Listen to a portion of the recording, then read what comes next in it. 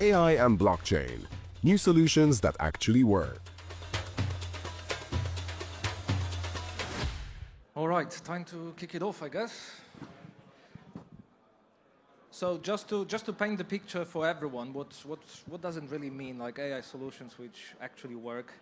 The perspective we'd like to take on blending AI with Web3 is to kind of cut through the fluff a little bit, because I think we'd all agree that the last 12 months have been incredible in terms of introducing the concept, somewhere at the high level, that AI is going to come there, fix a lot of problems we've been facing like within the sector, and it's going to be all great. So the next 19 minutes, 34 seconds we're going to spend trying to demystify this concept, how much it's true, how much it's not. But before we get there, let me, in their own words, introduce the panelists. Ida, if you could say just a few words about yourself. Sure. Hello, everyone. My name is Ida. I'm a CEO of Altonomics, which is essentially a Web3 consultancy out of Europe, and I'm also CEO of Ripple Effect, which is a Web2 and Web3 consultancy here out of the Emirates. My background is in Web2 and Web3. I had my digital companies. I worked for New Protocol, EY, etc. So I'm kind of always trying to find the ways how to bring the Web2 and Web3 worlds together. Right, Good afternoon, everyone. Sorry, I jumped the gun. Hi, my name is Fabio. I'm the CEO and founder of Codex. We're a software company. We specialize in Web2 and Web3. And we're also bridging the AI and blockchain in the next few months, hopefully. Good afternoon. My name is Igor. My background's in cybersecurity for blockchain. And right now we have developed a new blockchain with AI embedded into it. So it's a first dynamic consensus that allows the chain to actually adapt to the environment and scale it based on its needs. So we believe that instead of building up and creating different layers, you create one proper one, and then that eliminates everything else. And so we are strong believers of everything going to be power-driven or have an element of AI. So we are looking in a way at how to automate it and how to make everybody not so scared of it. All right, thank you guys. And my name is Jarek, Bialek, and I represent Revenue Capital, which is a Web3 VC and a venture builder, where we actually start mingling. That's what I just said at the beginning. We start mingling AI with Web3 in a few different ways. But let me stop here. Okay, so I mentioned about the last 12 months, and the last 12 months bringing, at least at the surface, quite a few changes. It definitely changed the narration around Web3 when it comes to introducing sectors now like DeFi, AI, and so on and so forth. So if you had to sum it up, like what exactly has happened like over this last 12 months? Like why this change is significant? Why we think it's significant? In your own words, like maybe let's start from the end. Igor, what's your take on that?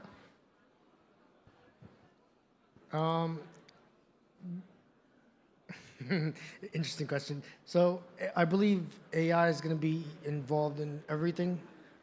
Every bit of it's going to have AI. I think, at least we're trying to push it in there right now, as because it's a cool thing. But I think it's going to expand on it. So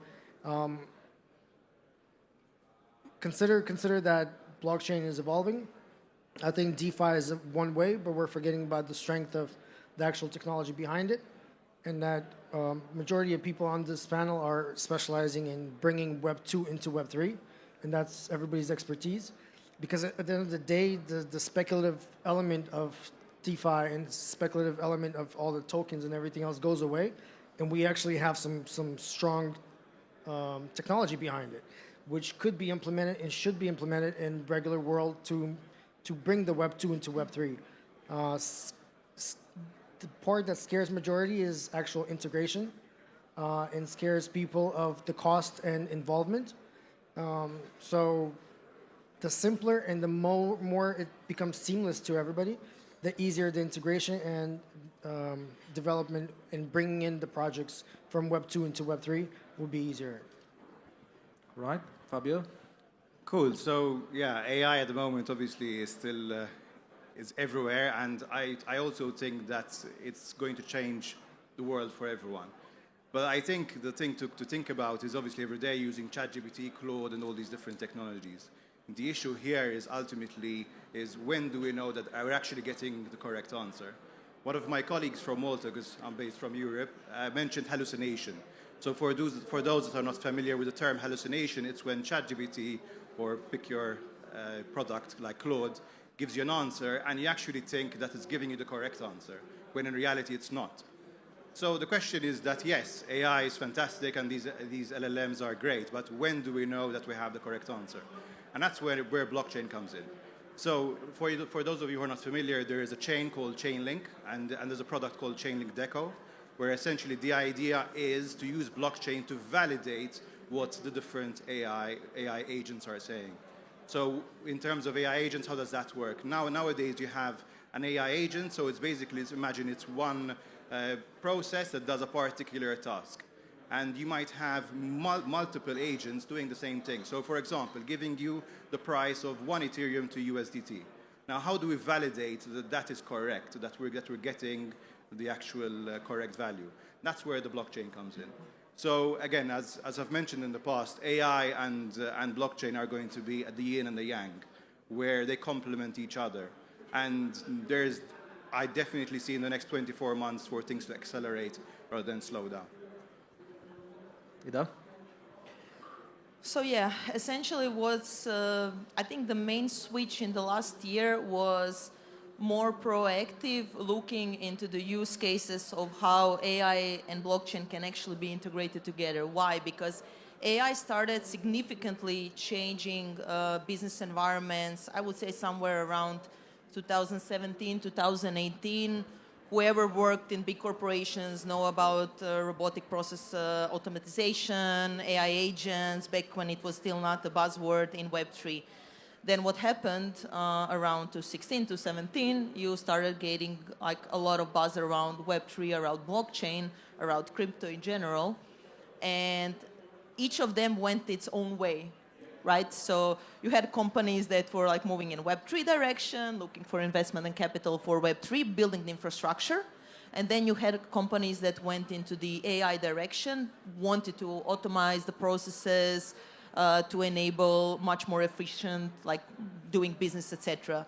What happened in the last year is because we had a long, like 2-3 years of a bear market, where builders were actually starting to build more blockchain solutions that can be synced and synergized with the AI, because they realize the way to go forward is not just being like divided, but going together with the AI. So how do they come together? What AI does, AI helps automate and make blockchain operations much more effective. So for example, if you have like trading, with AI, you can have much more optimized transactions. You can have order books that are AI driven. You don't have to do everything manually. It really helps to speed up all of the processes, whether on the side of the blockchain, how it helps AI to make AI more transparent, to make it more trustworthy. Like we all know type of deep fake videos where you're not even sure, you know, is it real, is it not real? We've seen these Mission Impossible type of examples. With the blockchain, you can actually verify and validate the data that AI is creating, and with this you can bring more trustworthiness. Where I see the last 12 months went is in this direction. So you have like Singularity Net, where you have AI marketplace, where you can exchange the agents, where you can have more decentralized approach to the agents building, to the models building, etc. So I think this is the biggest thing that we have achieved in the last 12 months, and I think we are on a good trajectory to have it combined even better moving forward. All right. So one of the criticisms, let's say, I keep hearing this all the time, is that when all this AI-related frenzy started, so the market was really, really receptive in terms of what AI can do, changing our lives. So what happened is that at some point, like Web3 jumped in the train of AI, which was just, you know, starting to keep the pace and running, which means that essentially Web3 became a client of AI. Like we consume the technologies created, not necessarily having Web3 in the sort of center of attention, but they're created elsewhere. So that most of the running and existing technologies, like representing AI in Web3, are actually APIs, which are just plugged in over there. So in other words, Web3 hasn't really contributed yet to the development research of AI itself. Now, are you seeing this changing, like with maybe some concrete examples? Like, Ida, what do you think? So, my experience was with Near Protocol. I don't know how many of you know about Near Protocol, but it's essentially a blockchain project that started as an AI project. It started as an AI project in 2018, and because there was not enough of, let's say, high accuracy of the data validation, they decided to pivot more towards the blockchain. What happened in the last couple of years was that the AI is becoming more accurate, and there is much more use cases to combine these two together. So, for example, I can say from the side of Near, what I know that Near is doing, they are putting a lot of the effort into the research labs where a lot of developers are being given like the rewards and bounties to develop new types of models. They are open sourcing AI, so if you have, for example, OpenAI and stuff like that, it's more centrally driven type of models. What Near is working on is outsourcing the building of the models with, like, the aim is to have 1.3 trillion prompts that are open source data, and this is where I see that AI and blockchain can work perfectly together and have it more tangible in the way how blockchain and Web3 can support the AI operations to build more trustworthy AI models. Excellent. Fabio? Yeah, I agree a lot with what Ida said. As in, ultimately, again, it's more of a collaboration I see rather than one consuming the other. Especially if you look at, for example, another protocol called the Ocean Protocol. So you have a lot of different trading models where you can also consume them whilst also keeping privacy in mind. However, us as a tech company, obviously, we cannot think about development. So there's a security aspect, but where we say, listen, okay, we're going to launch a new smart contract or anything, as in, and how are we going to secure that? In fact, recently we had one of a very horrible stories where 1.5 billion, as in tokens, got stolen. And that's where I think AI could be a huge incentive, which already is, where we're using AI to vet smart contracts and ensure that they're doing exactly what they're meant to be doing.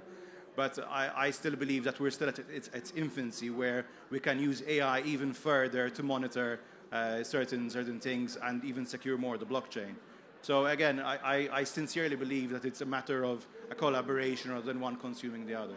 Yeah, maybe just to, on what Fabio said, the hack that recently happened with Bybit, there is a project called Forta Network, and their systems are designed, their modules are designed to be able to soon detect this type of threats and to prevent the things that happened a couple of days ago. So again, how Web3 and AI can work together into enabling much more better solutions. That one incident alone, I think, put everybody on their back. Like, for a minute there, we thought we were safe, and then this happens, right? So like I said, my background is in cybersecurity, and this kind of like put everybody to a stop. It was just like, you know, they've done all the processes, and Bybit are very diligent and conscious on terms of the security and what they're doing, right? So that just, and it even happens to them because there are loops, and they're getting creative. They're finding new ways. The same way with AI. The data changes, the relevance changes. And today, as before, I was sitting with one of the previous panelists, and we were discussing what could he talk about on the panel. He had a keynote. He literally answered the data, and it gave him some nonsense. I mean, like, blockchain is typically just fraud-related stuff. I'm like, what? No, can't be. We can't speak about this here. So, jokes aside, we're working on it, but we have to keep ethics in mind and seeing what is being inputted and what is the contributing party into this data, because AI is gathering information and then regurgitating it back to you, and so we have to take that into consideration when we're looking at it. I see, including my own daughter, is heavily relying on ChatGPT way more than I like her to. I say you learn your math and then do it, but then she does it. And I find my my employees and my team is doing everything through ChatGPT. And I'm like, well, you guys know how to do it, great, but then we're spending time to validate it. We're using it to simplify our lives, but then it's still not quite there. And we're having to double check ourselves because we don't trust it 100%. And when you do trust it, that's where, flaws come out. And at this point, we want to prevent it. When it comes to security and using AI to scan the contracts, we use AI to create and generate smart contracts, to simplify it, converting human words into actual coding. And it's been working great, and in simple terms, it actually comes out pretty decent. I want to say for the past 2 months, everything's been 10 out of 10. But we're still giving the option of having the audit. Now, the precipice of the code and the security company get together, one's charging like, we can do it in 2 hours, write the code, and then the security guys, we can check it in 2 days, and then we'll charge you 10K for it. That's another problem for preventing. So the more accessible things become, the more it becomes seamless for everybody, and everything becomes on the back end. Like, nobody wants to care what it is AI, which LLM model is used for it, or anything like that. They want to know that it's going to get stuff done. And so at the end of the day, the easier we make this for the consumers, the more adoption happens. And I think that it's very important that we verify and identify those that we're using. So maybe if I can give an example to what Igor was saying. So I worked with one of the largest, if not the largest, pharma company for a long time with their innovation department. And we started talking about the use cases of blockchain in the healthcare and stuff like that. And then they said, a lot of these companies, they are doing a lot of R&Ds in a specific areas, let's say preventing, breast cancer. And they all have their data sets. What is the problem is that they are not able to exchange these data sets between each other because it's a very high sensitive protected data. So with using blockchain, with using zero knowledge proofs, with using trusted executional environments that are essentially enabling the data to be put in the same system and apply the AI learning on top of that and come up with some sort of conclusions, you are able to really see the power of these two in a specific use case that can be really beneficial for multiple reasons. And I think healthcare is one of the most important industries in general to utilize this know-how in.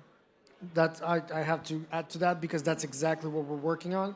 And our vision is that every health facility, everybody can deploy an easy way to deploy, use their existing data sets that they have. They have enormous amount of data sets, which based on HIPAA laws and everything else, they can't exchange. They're not allowed to, but they can still do a lot of great research. And if you make this easy and you give them a platform on which they can deploy not something of relevance today, but tomorrow, day after tomorrow, and deploy different LLM models, we're essentially untying their hands in research, development of treatments and so on. So it has a lot more power than we're giving it right now. So since time is ticking, unfortunately, as a closing remarks, perhaps, could you share your views on the so-called DeepSeek effect in terms of how a more efficient approach towards data processing, what this might mean for the Web3 natives in terms of business models, adoption? It's very simple. It's kind of you're scattering, you are cutting the things in smaller pieces and making it more efficient in the way how you are training the models and the way how you're using the computational power. It's similar like AWS systems. Remember, sometimes you needed to buy one big server, and then you in Web2, and then you went into the area where you could just buy some instances that dynamically can extend or become smaller as you need them. This is the same type of thing, only in terms of AI training models. Yep. Fabio? So DeepSeek I think is an advantage for everyone here in this hall, because ultimately it brings more competition and puts fire under the people who are creating ChatGPT, Claude, etc. But what's more interesting is that ultimately what do we need is accessibility. the average business person out there who's not very technical as us sort of needs accessibility. As Igor mentioned before, something that's very easy to use, you forget completely about the barriers to entry. And yes, ultimately, even on blockchain, we're also making what we call deepen, which in very, very quick summary is infrastructure accessible for everyone. So rather than having tens of thousands of euros spending, or dollars, sorry, on servers, it's accessible to the average Joe out there. So yeah. Igor, as the dot at the end of the sentence. I'll make it simple. I think DeepSeek actually gave a kick in the ass for OpenAI. It made them overthink their budgets, in simple words, because they can do 10 times more for 100 times less, right? But at the end of the day, that's what this industry is about. Somebody is good only up until somebody else comes around and surpasses them. So this was a perfect example.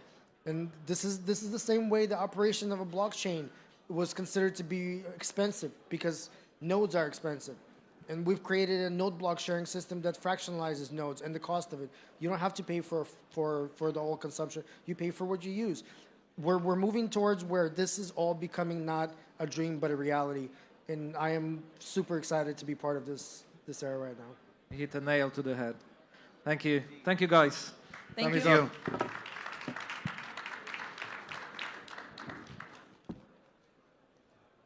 Bravo, thank you so much. Thank you. A kind reminder to catch up with these amazing people off the stage. Oh, a picture?